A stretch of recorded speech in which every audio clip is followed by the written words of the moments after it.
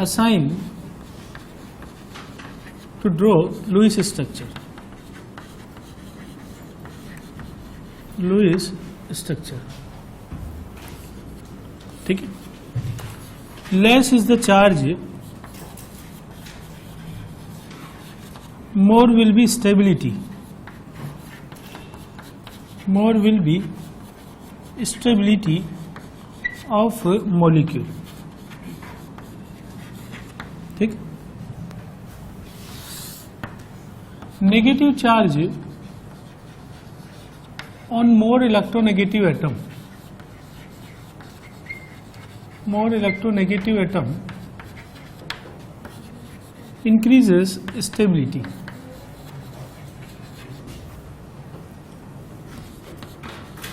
Stability. अब जो concept हम पढ़ रहे हैं फॉर्मल चार्ज का, ये एक तरह से आउटडेटेड कंसेप्ट है, ठीक ना. फॉर्मल चार्ज का कंसेप्ट आया बीच में और फिर वो आउटडेटेड हो गया, ठीक है ना. आउटडेटेड क्यों हो गया? क्योंकि जैसे ही कोऑर्डिनेट बॉन्ड का कंसेप्ट आया, ठीक है ना, ये कंसेप्ट तब आया था जब कोऑर्डिनेट बॉन्ड का कंसेप्ट नहीं था, ठीक है ना, और लुईस को स्ट्रक्चर बनाने पड़े विदाउट कोऑर्डिनेट बॉन्ड, ठीक है ना. मैं भी एग्जांपल समझाऊंगा इस चीज को, ठीक है. तो एक्चुअली फॉर्मल चार्ज का एक फार्मूला होता है, formal charge is equal to number of valency electron minus number of lone pair into 1 minus number of bond pair into 1 और number of lone pair into 2. ठीक. तो शॉर्ट में मैं इसे लिख दूं valency electron minus bond pair minus lone pair into 2. इस तरीके से हम फॉर्मल चार्ज निकालेंगे, ठीक ना. तो फॉर्मल चार्ज जो है वो कैसे निकाला जाता है मॉलिक्यूल में, वो देखना है, ठीक है. फार्मूला समझ गए. Valency electron minus bond pair minus 2 into lone pair. और वैलेंसी इलेक्ट्रॉन कितने होते हैं मैं स्टार्ट कर रहा हूं. Lithium, beryllium, boron, carbon, nitrogen, oxygen, fluorine, neon. तो नंबर ऑफ वैलेंसी इलेक्ट्रॉन हम गिनना चालू कर दें. वैलेंसी इलेक्ट्रॉन किसको बोलते हैं अपन? जो बॉन्डिंग में पार्टिसिपेट करते हैं, और मोस्टली कौन से होते हैं? आउटर मोस्ट में. तो 1 2 3 4 5 6 7 8 सीधा स्ट्रेट फॉरवर्ड गिनते जाएंगे. इतने वैलेंसी इलेक्ट्रॉन इसमें, यानी ये पूरी फैमिली मैक्सिमम कितने बॉन्ड बना सकती है? 8. ये 7 6 5 4 और एल्कली मेटल से कितना बॉन्ड बना सकती है? 1. +1 स्टेट में ही पाए जाते हैं alkali metal. Alkaline earth metal हमेशा +2 में ही पाए जाते हैं. हम बात करें ओजोन की. ओजोन का जो स्ट्रक्चर लुईस ने बनाया, लुईस ने इसका स्ट्रक्चर बना दिया इस तरीके से, ठीक है. और ऑक्टेट कंप्लीट कराते हुए यहां से एक लोन पेयर ऑक्सीजन के आसपास गिनते हैं कितने हुए? 2 4 6 2 8 कंप्लीट ऑक्टेट. इसके आसपास 2 4 मैं 2 लोन पेयर यहां बना दूं. इसके आसपास 2 इलेक्ट्रॉन ये हो गए, तो कितने और बना दूं मैं? 6. अब लुईस ने ये स्ट्रक्चर ड्रॉ कर दिया. क्वेश्चन ये हुआ कि ऑक्सीजन के पास 6 होते हैं वैलेंसी इलेक्ट्रॉन, लेकिन अगर ये यहां शेयरिंग कर दी तो 7 हो गए ना. ये तो 7 कैसे आ गए, है ना. तो एक्चुअली क्या किया कि ये जो चार्ज आएगा इसके ऊपर, ये तो ऑक्टेट कंप्लीट करते हुए बना दिया. ऑक्सीजन के पास कितने होते हैं? 6. कितने काम आ गए? 1 2 3 और 2 ये 5 ही हुए. तो 6 में से 1 कहां चला गया? ठीक है. तो अब चार्ज अगर मैं कंसिडर करूं ना, तो चार्ज यहीं से बता सकता हूं. 6 होते हैं और 5 यहां दिखाई दे रहे हैं, तो 1 इलेक्ट्रॉन निकल गया. तो +1 यहां लगा दूं, और यहां 6 होते हैं 7 दिखाई दे रहे हैं, तो 1 इलेक्ट्रॉन यहां ऐड कर दूं, -1 चार्ज. ये जो चार्ज आ रहा है ना लुईस स्ट्रक्चर बनाते समय, इसी चार्ज को हम क्या बोलते हैं? Formal charge. अब कैलकुलेशन कैसे है वो समझ रहे हैं. ये तीनों ऑक्सीजन का नंबरिंग कर देते हैं हम. मान लो मैं इसका नंबरिंग कर देता हूं 1, इसको कर देता हूं 2, इसको कर देता हूं 3. तो चार्ज ऑन ऑक्सीजन, कौन से चार्ज की बात कर रहा हूं?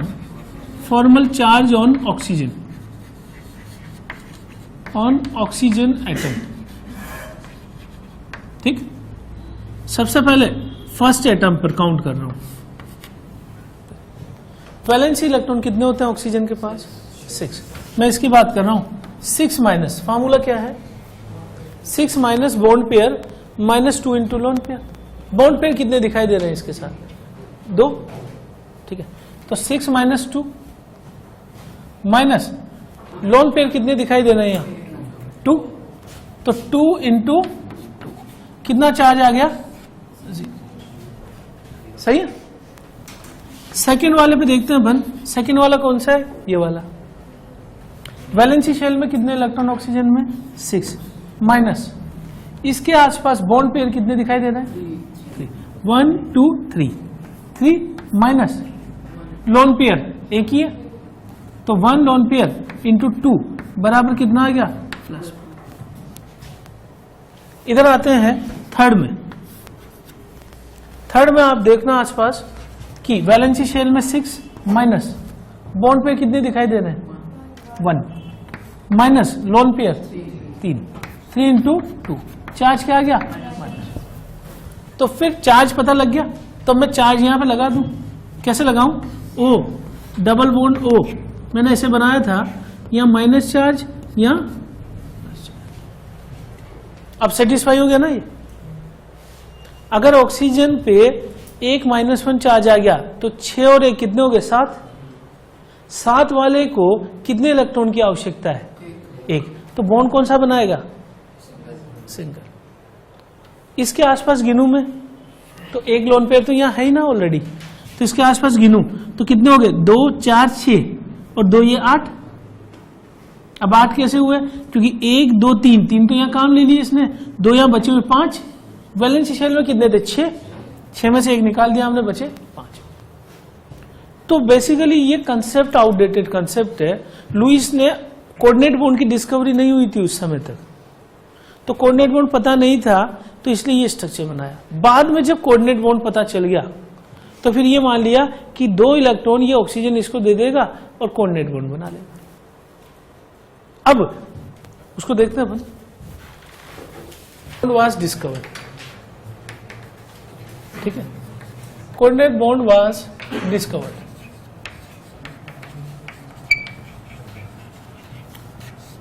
मतलब लुईस ने तो ये कॉन्फ़िगरेशन बना दिया चार्ज बताते हुए।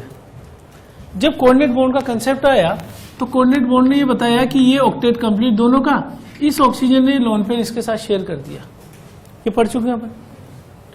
अब कोऑर्डिनेट बॉन्ड और इसमें मैं कंपेयर करूं तो ज्यादा स्टेबल कॉन्फ़िगरेशन कौन सा है?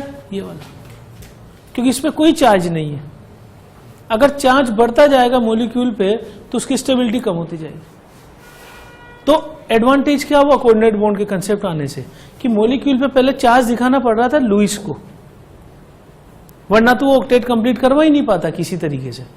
तो लुईस ने अपने हिसाब से चार्ज मानकर एक स्ट्रक्चर बना दिया, लुईस स्ट्रक्चर। बाद में कोऑर्डिनेट बॉन्ड आते ही वो चार्ज हट गया, तो फिर एक्सेप्टेबल थ्योरी कौन सी हो गई? Coordinate bond. और फॉर्मल चार्ज वाले कंसेप्ट को आउटडेटेड कर दिया गया। समझ गए ना बात को? अब इसके लिए एक ट्रिक है अपने पास। ट्रिक ये है कि अगर ए से बी तक कोऑर्डिनेट बॉन्ड जा रहा है सपोज करो, तो मैं क्या करूं, इसे सिंगल बॉन्ड में कन्वर्ट कर दूं।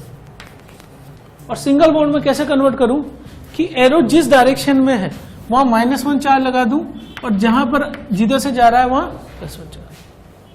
तो अगर मुझसे फॉर्मल चार्ज पूछा है, ये स्ट्रक्चर तो पता है सबको बोसॉन का, इसको मैं रिप्लेस कर देता हूं डबल बॉन्ड हो, एरो इधर आ रहा है, सिंगल बॉन्ड में कन्वर्ट किया, ठीक, इधर आ रहा है एरो, जिधर आ रहा है वहां -1, जिधर से जा रहा है वहां +1, बन गया ये स्ट्रक्चर। बोलो, तो फॉर्मल चार्ज अगर निकालना है, जैसे मान लो मैं एग्जांपल लेता हूं, कार्बन मोनोऑक्साइड का स्ट्रक्चर ऐसा होता है इस तरीके से। अब मुझे फॉर्मल चार्ज निकालना है, मैं क्या करूं कि इसको सिंगल बॉन्ड में कन्वर्ट कर दूं। किसको? कोऑर्डिनेट बॉन्ड को। किधर की तरफ आ रहा है? इसका मतलब कार्बन पे क्या चार्ज कंसीडर कर लूं? -1, ऑक्सीजन पे। मुझसे पूछा जाए फॉर्मल चार्ज ऑन कार्बन तो -1 और फॉर्मल चार्ज ऑन ऑक्सीजन +1।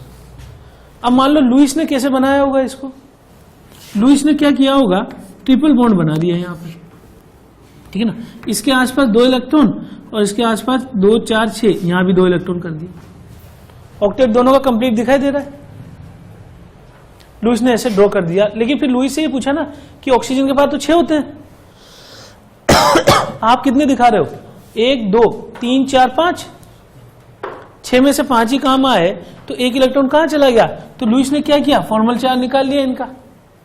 कैसे निकाला, फॉर्मल चार्ज ऑन ऑक्सीजन कैसे निकालूंगा, ऑक्सीजन का वैलेंसी शेल 6 माइनस, यहां पे bond pair 3 minus, lone pair 1 1 into 2, कितना चार्ज आ गया।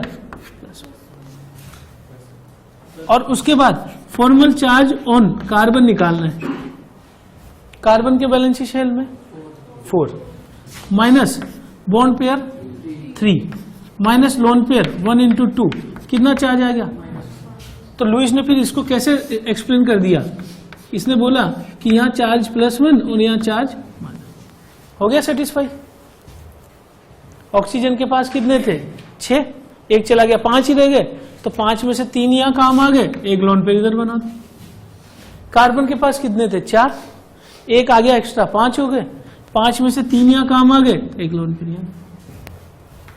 तो लुईस ने ये स्ट्रक्चर ड्रॉ कर दिया। बाद में कोऑर्डिनेट बॉन्ड का कंसेप्ट आ गया, उसने इसको ऐसे बना दिया, चार्ज खत्म कर दिए दोनों पे, ठीक ना। अब हमारे पास तो ये स्ट्रक्चर है ना। अगर मुझे ये फॉर्मल चार्ज मालूम करना हो तो ट्रिक बता दी मैंने, ए से बी की तरफ जा रहा है कोऑर्डिनेट बॉन्ड, बी पे चार्ज लगा दूं -1, ए पे लगा दूं +1, और कोऑर्डिनेट बॉन्ड को किस में चेंज कर दूं, सिंगल बॉन्ड। क्लियर है बात ये। तो फॉर्मल चार्ज आउटडेटेड कंसेप्ट है जो कि आज की तारीख में डिस्कार्ड कर दिया गया है, ठीक है ना, और उसकी जगह ले ली है कोऑर्डिनेट बॉन्ड का। ठीक है, HNO3 मॉलिक्यूल, लुईस के हिसाब से स्ट्रक्चर बना रहा हूं मैं HNO3 का, N डबल बॉन्ड O। अब लुईस को क्या करना था, सबका ऑक्टेट कंप्लीट करना था। 2 4 ऑक्सीजन के आसपास, तो लुईस ने यहां कितने लोन पेयर बता दिए, नाइट्रोजन के आसपास 2 4 6 8, ऑक्टेट कंप्लीट है, यहां कुछ भी करने की आवश्यकता नहीं है। ऑक्सीजन के आसपास ये 4 हो गए, तो 2 लोन पेयर दिखा दूं मैं, ठीक है। फिर इधर इस ऑक्सीजन के आसपास 2 तो इधर है ही, तो मैं कितने लोन पेयर दिखा दूं। तो फिर लुईस ने क्या किया कि यहां फॉर्मल चार्ज मालूम किया, मैं एटम का नंबरिंग कर देता हूं 1 2 3 4 और ये 5। तो फॉर्मल चार्ज ऑन 1 बताइए कितना होगा, वैलेंसी शेल में हाइड्रोजन के 1 minus bond pair lone pair 0, तो चार्ज क्या आ गया 0, ठीक ना। फॉर्मल एटम, इधर ये एटम है, और ना मैथमेटिकली देखो 1 बराबर 0 प्रूव कर दिया सर, है ना। सेकेंड वाले पर oxygen 6 minus 2 lone pair 2 into 2, charge क्या आ गया। अब बना दें 3 पर, 3 पर 5, नाइट्रोजन का वैलेंस शेल 5, बताइए बॉन्ड पेयर इसके आसपास 4, लोन पेयर 0, तो कितना आ गया +1। और फिर 4 पर 6 minus bond pair 2, lone pair 2, charge क्या आ गया 0। फिर 5वां item 6 minus bond pair 1, lone pair 3 into 2 बराबर निकाल लिया चार्ज हमने। अब ये सब करने की हमें आवश्यकता नहीं थी। HNO3 का स्ट्रक्चर हमें पता है इस तरीके से होता है, N डबल बॉन्ड O और कोऑर्डिनेट बॉन्ड इसके बीच। मैं सिंपल क्या करूं कि HON double bond O coordinate bond को चेंज कर दूं सिंगल बॉन्ड में, और जिधर से एरो जा रहा है उधर यहां -1 और इधर, जिन एटम पे कोई चार्ज नहीं दिखाई दे रहा है आपको यहाँ, उन पे चार्ज क्या मानूंगा 0, और जिन पे चार्ज दिखाई दे रहा है ये फॉर्मल चार्ज +1 माइनस। तो कैलकुलेशन जो करने वाला है वो ट्रिक से अपन तेजी से करें। तो अल्टीमेटली क्या हुआ, कोऑर्डिनेट बॉन्ड को चेंज कर लिया सिंगल बॉन्ड में, जिधर ज्यादा उधर -1, जिधर ज्यादा वो +1, वो चार्ज आ गया फॉर्मल चार्ज।